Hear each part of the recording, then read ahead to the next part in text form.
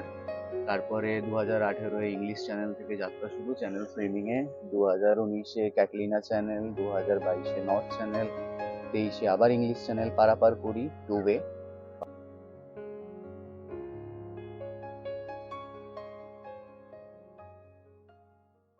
Morning বন্ধুরা, তোমরা দেখতে পাচ্ছ আমরা চলে এসেছি হাওড়া স্টেশন। যেটা আমরা এখন আছি হাওড়া স্টেশনে। তো আমরা আজকে নতুন বছর 2025 সালের প্রথম প্রথম মাসেই আমরা যাচ্ছি ঘুরতে। আমরা যাচ্ছি দিল্লিতে। তো তোমাদেরকে এক্সপ্লোর করে দেখাবো দিল্লি। আর এটা হচ্ছে আমাদের সিমলা এক্সপ্রেস। এখন সময় হচ্ছে 8টা 10, আর 5 মিনিটের মধ্যে ট্রেন ছেড়ে দেবে। তো আমরা প্রথমে সকাল 6টার সময় এসেছিলাম। ঘড়িতে তখন সকাল 8টা 15। আমাদের ট্রেন ছেড়ে দিল হাওড়া স্টেশন থেকে। গন্তব্য সিটি অফ র্যালিস, দিল্লি। দিলওয়ালে কা শহর, দিল্লি। হাওড়া স্টেশন ছাড়ার কিছুক্ষণের মধ্যেই আমরা ফাঁকা ধান জমির ভেতর থেকে এগিয়ে চললাম। কিছুক্ষণ পরে দেখতে পেলাম বিস্তীর্ণ সাদা ফুলের এক অচেনা জঙ্গল। মন্ত্রমুগ্ধের মতো সেই দিকেই তাকিয়ে রইলাম। অনলাইন থেকে অর্ডার করে লাঞ্চটা সেরে ফেললাম। তারপর আমার দাদাদের সাথে গল্প করতে বসলাম। তখন পরিচয় হলো আমারই কো প্যাসেঞ্জার একজন ইন্টারন্যাশনাল সুইমারের সাথে। তার সাথে গল্প করতে করতে কখন যে দীনদয়াল উপাধ্যায় স্টেশন এসে পড়লো তা আমি খেয়ালই করিনি। তো বন্ধুরা, এখন ঘড়িতে সময় হচ্ছে 9টা 24, মানে অলমোস্ট 9:30 বেজে গেছে।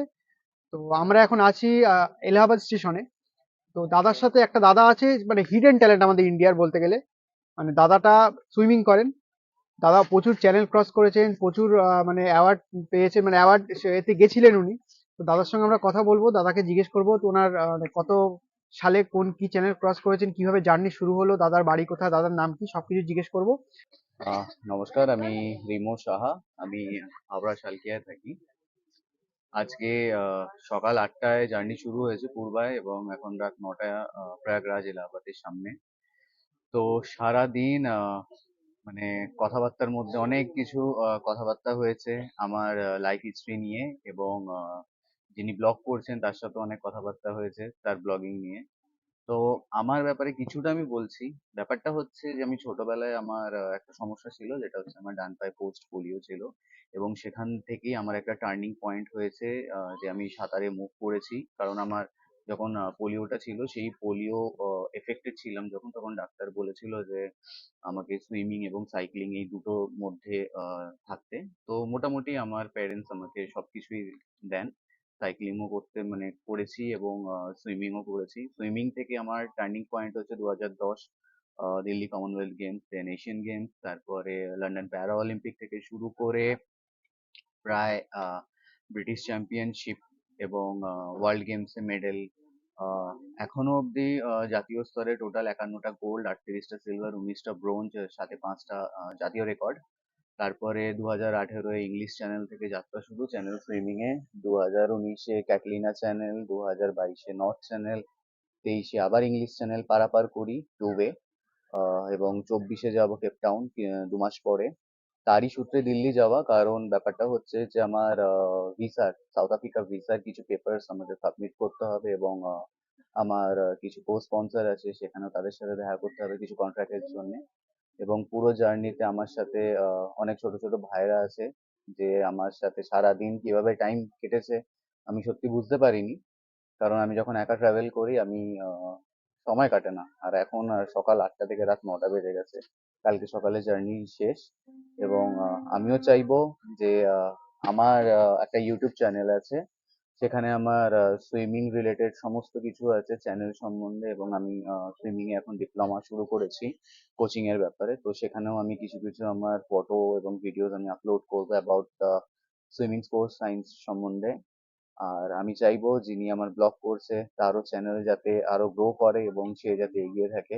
আর আমার চ্যানেলের নাম হচ্ছে রিমো সি রাইডার, যেটা ইউটিউব চ্যানেল, এবং আমার ফেসবুক পেজও আছে, ফেসবুকেও আমার অ্যাকাউন্ট আছে। তো please like and subscribe me, and যে ব্লগ করছে তাকেও সাবস্ক্রাইব করো। Thank you. তো বন্ধুরা, দাদার সাথে কথা বললাম, দাদার সাথে কথা বলে খুবই ভালো লাগলো। আর এরা হচ্ছে আমাদের মানে ইন্ডিয়ার হিডেন ট্যালেন্ট। আমরা ফুটবল দেখি, ক্রিকেট দেখি, তাদেরকে আমরা ফলো করি, কিন্তু এনাদেরকে আমরা সত্যিই চিনি না। আর এদের আমাদের উচিত এগুলোকে ফলো করা, ইন্ডিয়ান সমস্ত স্পোর্ট, শুধু ক্রিকেট বলে না, ফুটবল বলে না, সমস্ত কিছুকে এগিয়ে নিয়ে যাওয়া হচ্ছে আমাদের কর্তব্য। আর এইসব দাদাদেরকে অবশ্যই তোমরা সাপোর্ট করো। আর দাদার চ্যানেলটাকে বলবো যে দাদার চ্যানেলটা তোমরা একটু যাও, গিয়ে দাদার চ্যানেলটা সাবস্ক্রাইব করো। আর দাদার ফেসবুক পেজে ওখানে লিঙ্ক পেয়ে যাবে, দাদার ফেসবুক পেজে তোমরা ফলো করতে থাকো। আর সত্যি কথা বলতে দাদার সকাল থেকে দাদার সাথে কথা বলছি, আর এখন ইন্টারভিউ নিচ্ছি, মানে বুঝতে পারছো অলমোস্ট মানে 12 ঘন্টা হয়ে গেছে দাদার সাথে কথা বলছি। খুবই ভালো লাগে দাদার সঙ্গে কথা বলে। আর অ্যাকচুয়ালি দাদার সঙ্গে দাদা আমার উপরে বাড়তে আছে, তো দাদার সাথে আমি মানে খুবই মজা করেছি, এনজয় করেছি। তো তোমরা অবশ্যই দাদার চ্যানেলটা সাবস্ক্রাইব করে দাও, আর আমার চ্যানেলটা অবশ্যই তোমরা সাবস্ক্রাইব করো। Good morning guys. আজকে আজ আমাদের আজকে দ্বিতীয় দিন। আজকে এখন আমাদের ছটায় নেমে যাওয়ার কথা ছিল, তো তোমরা বুঝতেই পারছো অলমোস্ট কুয়াশার জন্য খুবই লেট হয়ে গেছে, তো আমরা নামতে পারিনি। এখন 12টা 3 বাজে, মোটামুটি ট্রেন 8 ঘন্টা লেটে চলছে। তো আমাদের দিল্লি প্ল্যান তো একদম পুরো চৌপাট হয়ে গেল। যাও, খুব খারাপ লাগছে, অনেক কিছু ঘোরার ইচ্ছে ছিল। আমরা প্ল্যান করে আসবো, তোমাদের সাথে যথাযথ সময় দেখা হওয়ার চেষ্টা করবো। তোমরা সঙ্গে থাকো, দেখতে থাকো আর এনজয় করতে থাকো। আর সকালে আমরা ব্রেকফাস্ট করে নিয়েছি, যা ছিল সকালে যা ছিল তাই দিয়ে ব্রেকফাস্ট হয়ে গেছে। সবাই এখন ঘুমাচ্ছে, সবার ঘুম হবে। তো আমার মুখটা অফ, তো সবার সাথে তুমি কথা বলতে এলাম। তো অবশ্যই তোমরা ভিডিওটা একটু আগে দেখতে থাকো। ট্রেন লেটের কারণে আমার প্ল্যান পুরো চৌপাট হয়ে গেছে, তাই বিষণ্ণ মনে এসে বসলাম জানালার কাছে। তখন জানালার বাইরে দিয়ে ছুটে চলেছে বিস্তীর্ণ সবুজ ক্ষেত এবং মাঝখান দিয়ে ছুটে চলেছে বিস্তীর্ণ রেল লাইন। এই সুন্দর দৃশ্য দেখে কিছুক্ষণের মধ্যেই মনটা ভালো হয়ে গেল। তারপর এসে পড়ল এক অচেনা স্টেশন। সিগন্যাল না পাওয়ার জন্য ট্রেন থামলো কিছুক্ষণ সেখানে। আমরা সবাই মিলে সেখানে নামলাম কিছু ফটো ভিডিও তোলার জন্য এবং কিছু মজা করার জন্য।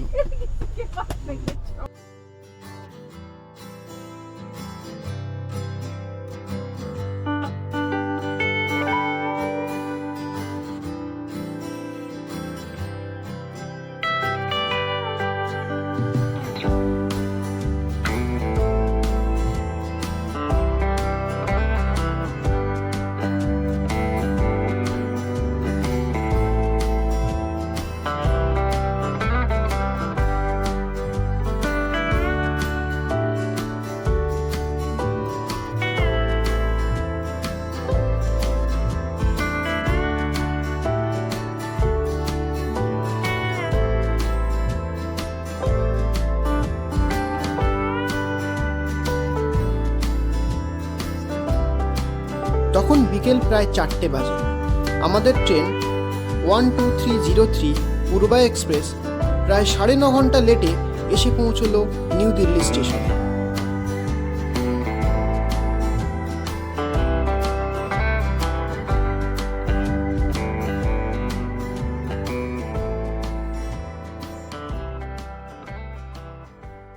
তো গাইস ফাইনালি আমরা দিল্লি পৌঁছালাম অলমোস্ট 31 ঘন্টা পরে। ট্রেন প্রায় 9 ঘন্টা লেট ছিল, তো খুবই অবস্থা খারাপ।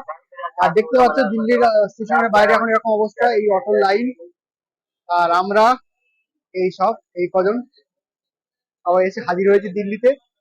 তো তোমরা সঙ্গে থাকো, যতটা সম্ভব দিল্লিকে এক্সপ্লোর করার চেষ্টা করবো। আজকের দিনটা তো পুরো নষ্ট হয়ে গেল, বেশি দিন মানে কিছু দেখাবার কিছু আজকের দিনের মতো বাকি রইল না। তবুও যে কটা জায়গায় যাবো তোমাদেরকে অবশ্যই দেখাবো। আর সঙ্গে থাকো, দেখতে থাকো আর এনজয় করতে থাকো।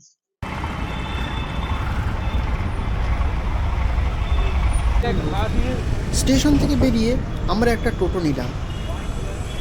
টোটোতে করে দিল্লির পুরাতন ভাইবসকে সাথে নিয়ে আমরা এগিয়ে চললাম আমাদের হোটেলের দিকে। তারপর হোটেলে গিয়ে কিছুটা ফ্রেশ হয়ে আমরা বেরোলাম দিল্লির জামে মসজিদ দেখতে। তখন প্রায় সন্ধে হয়ে গেছে।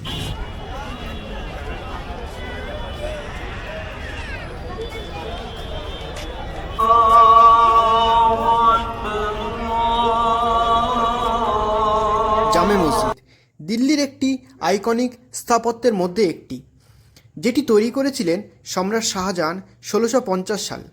তখন এটির কাজ শুরু হয় এবং শেষ হয় 1656 সালে। 10 লাখ টাকা ব্যয়ে এবং 5000 শ্রমিকের ঘাম ঝরানোর ফল হচ্ছে এই জামে মসজিদ। জামে মসজিদের সমস্ত কাজ তত্ত্বাবধান করেন সম্রাট শাহজাহানেরই প্রধান ওজির সাদউল্লাহ খান এবং এটির ইনোগ্রেশন করেন দিল্লি জামে মসজিদের প্রথম ইমাম সৈয়দ আব্দুল গফুর শাহ বুখারি। তখন সাল ছিল 1656, তারিখ 23শে জুলাই।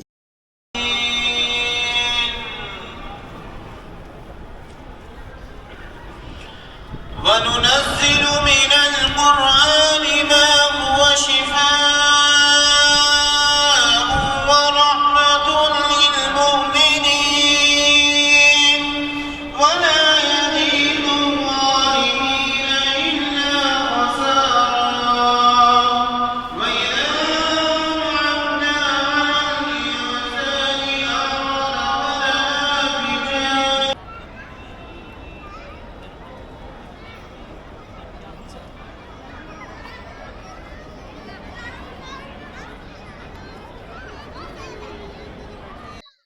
তো বন্ধুরা এখন সময় হচ্ছে 6টা 5 বাজে। তো এখন সন্ধে হয়ে গেছে। তো একটু আগে আমরা এখানে এলাম মসজিদের ভেতরে। তো আজকে সারাদিনটা পুরো নষ্ট হয়ে গেছে, খুবই খারাপ লাগছে। আর এখান থেকে আমার একটা দাদা আছে, দাদার মেয়ের বার্থডে আছে, তো সেখানে আমরা চলে যাব। আর এখান থেকে আপনার খাজা নিজামুদ্দিন আউলিয়া হুজুরের ওখানে যাবো জিয়ারত করতে, তোমাদের তার সাথেও দেখাবো, সেখানেও তোমাদের কিছু শর্ট নেব। আর এখনকার বর্তমান কন্ডিশন এরকম অন্ধকার হয়ে গেছে, তো কালকে সকালে আসার আবার ইচ্ছা আছে। তোমাদেরকে মসজিদটা ভালো করে দেখাবার চেষ্টা করব। আর এখন সন্ধ্যেবেলা মসজিদটা ঠিক এরকমই দেখায়, খুবই সুন্দর লাগছে, জাস্ট অসাধারণ, জাস্ট লুকিং লাইক আ ওয়াও। মসজিদ থেকে যখন আমরা বেরোলাম চারিদিকে তখন অন্ধকার নেমে এসেছে। দিল্লির রাস্তায় তখন অসম্ভব ভিড়, আর সেই ভিড়ের মধ্যে আমাদের খিদেও পেয়েছে খুব জোরে। তাই আমরা পেট পুজো করতে চলে এলাম আসলাম চিকেনে, তাদের বাটার চিকেন খেতে।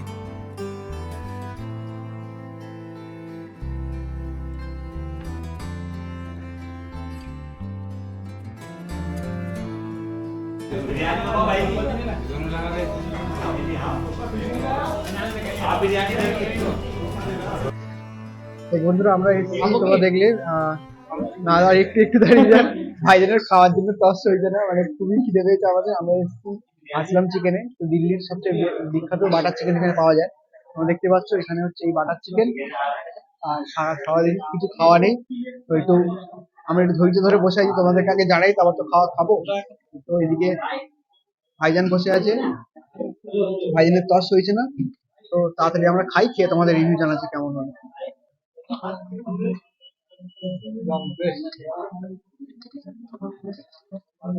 একটা নিলে হতো কি, একটা নিলে হতো না, একটা নিলে নেক্সট বার থেকে হাতে নিতে।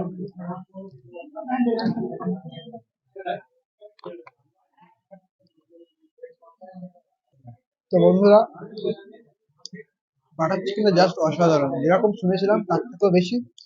আর আমার তো ভালো লেগেছে। ভাইজান আপনার কেমন লেগেছে বলুন। অসাধারণ, মানে বলার মতো কোনো ভাষা নেই। আপনারা যতক্ষণ না এটা টেস্ট করবেন ততক্ষণ বুঝতেই পারবেন না যে অ্যাকচুয়ালি আমরা কেন এরকম ফিল করছি। আসলাম বাটার চিকেন বহুদিন থেকে আমরা শুনেছি বিভিন্ন ইউটিউবে বা সোশ্যাল মিডিয়ার বিভিন্ন সাইটে, কিন্তু যেহেতু এখন প্রথম টেস্ট করলাম, প্রথম এক্সপিরিয়েন্স অসাধারণ। এবং শুধু হয়তো এটার জন্যই বারবার দিল্লি আসতে হবে এরকম একটা ব্যাপার।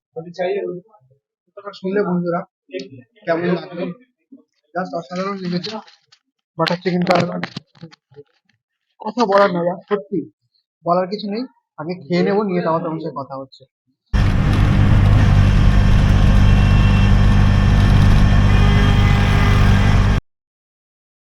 আসলাম বাটার চিকেন খাওয়ার পরে আমাদের মনটা বেশ ফুরফুরে হয়ে গেল। তারপর আমরা একটা অটো নিয়ে আমরা চললাম ইন্ডিয়া গেটের উদ্দেশ্যে। আমাদের যদিও যাওয়ার কথা ছিল হজরত নিজামুদ্দিন আউলিয়ার দরবারে, কিন্তু আমরা রাত হয়ে যাওয়ার জন্য সে প্ল্যান ক্যান্সেল করে দিলাম।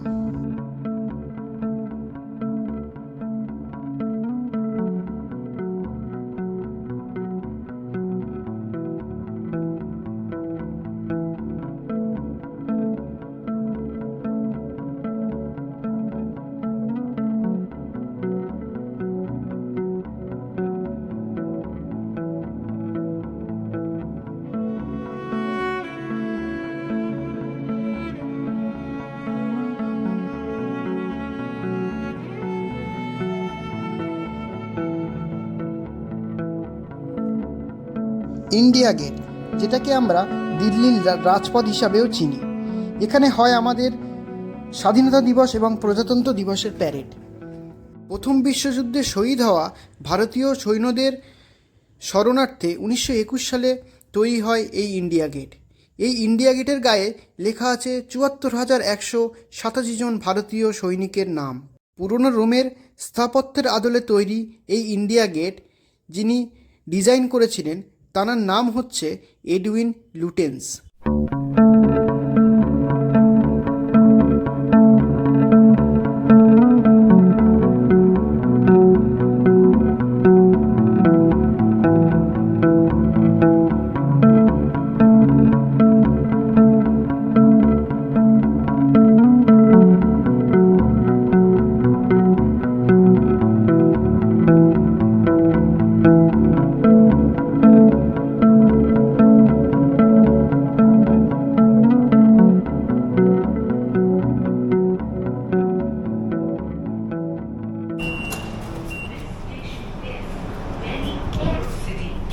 Doors will open on the left. Please mind. তো বন্ধুরা, এখন আজকে সকাল সকাল তোমার সাথে হাজির হয়ে গেছি, গুড মর্নিং। তো মেন কথা হচ্ছে কালকে রাতে ভিডিওটা শেষ করতে পারিনি। আমার দাদার একটা মানে আমার দাদার নিয়ে বার্থডে ছিল, তো সেখানে চলে এসেছিলাম। তো আজকে শেষ করছি এখানকার মানে ভিডিও দিয়ে। এটা হচ্ছে দিল্লি মেট্রো, মানে ইন্ডিয়া ফাস্টেস্ট মেট্রো। তোমার একটু দেখালাম মেট্রোটা, জাস্ট অসাধারণ। অন্যান্য মেট্রোর সঙ্গে একটা সম্পূর্ণ জার্মান মেট্রো, খুবই সুন্দর লাগছে, জাস্ট অসাধারণ। তোমরা দেখতে পাচ্ছ এই সাইডটা। এই দিকটা। তো আজকের দিনে ভিডিওটা আমি এখানে শেষ করছি। ভিডিওটা আবার পর থেকে শুরু হবে। তো সঙ্গে থাকো, দেখতে থাকো, এনজয় করতে থাকো। আর যদি তোমাদের ভিডিওটা ভালো লেগে থাকে তো অবশ্যই চ্যানেলটা সাবস্ক্রাইব করে দিও, আর একটা লাইক করে দিও, কমেন্ট করে জানিও ভিডিওটা তোমাদের কেমন লেগেছে। আর এই পর্যন্ত ভিডিওটা আমি রাখছি। Tata, good bye, and see you next time.